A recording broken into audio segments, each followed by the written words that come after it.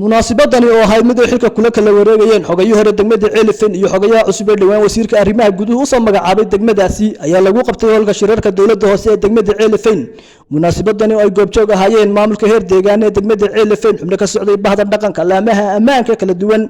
aqoonyahan haween iyo haldoor kale oo aad u tiro badan ayaa lagu qabtay degmada Ceelifin ee galbeedka gobolka Sanaag waxaana ugu horreyn halkaasi hadallo kala duwan ka soo jeediyay marti sharaftii kala duwaneed ee ka soo qayb gashay munaasabadaasi kuna amaanin muddadii xilka hayay xogayaha hore ee degmada Ceelifin Faysal Cabdullaahi Warsame waqabadada la taaban karo ee u hirgalay isla markaasina taariikhdu xusi doonto waxa isaguna hadallo mahadnaq iyo ammaan isugu jira halkaas ka soo jeediyay xogayaha cusub ee degmada Ceelifin Cabdicasiis Xoogsade dhanka kale waxa uu maamulka degmada Ceelifin shahaado sharaf guddoonsiyo xogayaha degmadaasi Ceelifin Faysal Cabdullaahi Warsame kuwa meerto Faysal Cabdullaahi waynu u ducaynaynaa wax wanaagsan buu soo qabtay shaqo wacan buu soo qabtay inanka Cabdicasiis isagana waxaynu ugu ducaynaynaa in xilka Ilaahay u fududeeyo oo halkii hore ka bilaabo waayo maanta Cabdicasiis oo dhan maayo deegaankii hore iga horeeyay iyo maayiro hore iga horeeyay wuu la jaan qaadayo xildhibaano cusub iyo deegaan cusub ayuu la kowsaday aad iyo aad baan ugu faraxsanahay inaan ka soo qayb galo xafladan ay kula kala wareegeen xogiyihii hore ee Faysal Cabdullaahi iyo Cabdicasiis Faysal labada xogayaba laba nin oo aanu saaxiibnahay weeye nasiibkaygu caaw maanta wuu igu soo bagay inaan imaado xafladooda ay kula kala wareegeen xilka qof kastaba taariikhdiisu baa xusta Faysal waa loo yahay xogaye qura ma ahayn wuxuu ahaa waayeel ama wax garad maxaan ku raahday deegaanka oo dhan runtii si badan uga soo shaqeeyay wuxuu soo qabtay taariikhdu ay xusi doonto xogayaha cusubna waxaan leenahay ku soo dhawow xilka degmada Ceelifin oo degmo ballaarana aniga oo ku hadlaya magaca shaqaalaha dawladda hoose ee ka hooseeya xogayaha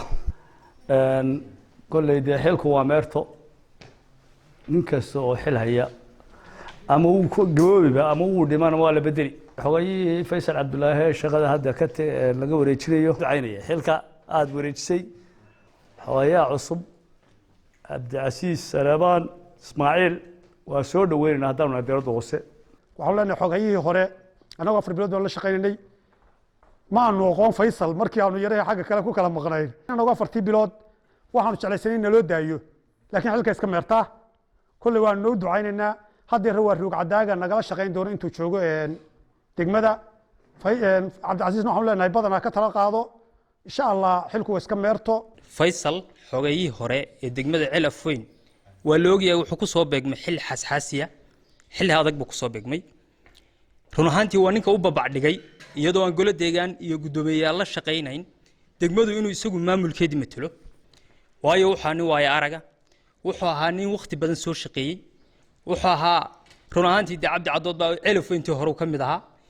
biidnillaahi waxaanu leenahay Ilaahay ha ka jisaa imariyo waxaan soo dhaweynayaa xogayaha cusub Cabdicasiis run ahaantii dhamaantiinba waxaanu ku soo beeganay waqti xasaasiya oo ka wanaagsan waqtigii uu xogay Faysal iyo goli deegaankii horeba soo maray ahay ku soo dhawow degmo ay maamulkeedii oo uu dhameystiran yahay oo uu shaqeynayo golo wanaagsan oo si toos ah shaqadooda u haysta isla markaana looga filayo inay horumar ballaaran ay degmada labada sanadood ee soo socda gudahooda ay ka sameeyaan oo degmo cagaaran ka dhigaan shaqaalaha waxaan leeyahay ila shaqeynayay iyo bulshada degmada Ceelifin ba la shaqeeya guud ahaanba iyo gaar ahaanba isaga iyo guud ahaan golaha deegaanka ee degmadaba waxaan rajeynayaa insha Allah tacaala inaan si mudan oo wanaagsan oo hufan oo ummadda reer Ceelifin waayeelka iyo waxgaradka iyo odayaasha iyo nabadeynta intaba inaan ka shaqeyn doono insha Allah bidbillaahi kariim runtii iskuma cusbina Ceelifin waxaan hore u ahaa gudoomiye xisbiga kulmiye degmada Ceelifin hadda waxaan ahay xogayaha degmada Ceelifin runtii degmada waxa yaalay ugu mudan ee ugu weyn waxa weeye nabadeyn in nabadgelyada laga shaqeeyo amniga la sugo markaas horumarka iyo wax qabadku iman kara runtii waxaan ku dadaali doonaa inaan nabadgelyada iyo amniga ka shaqeeyo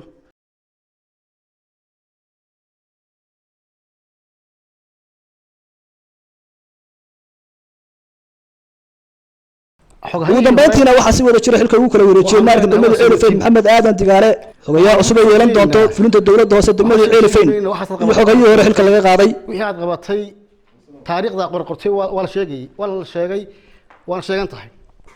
waxaanu ku leenahay meel san Allah ku mariyo xogayaha cusub waxaan ugu ducaynaynaa isugu ducun buu u baahan yahay waxa weeye xilka lagu idmaday ee aad qabatay Allah ku fududeeyo xogayihii hore runtii muddo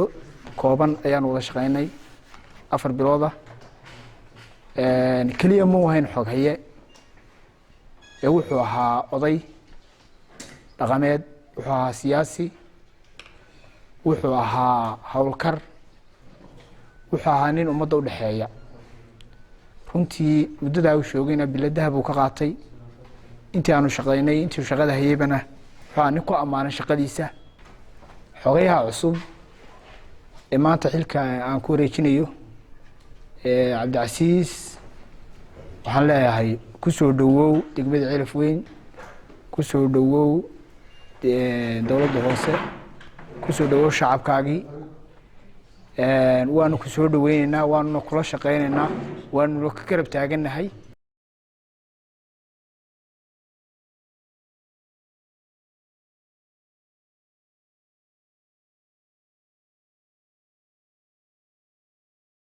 Abdul Jaam Maxamed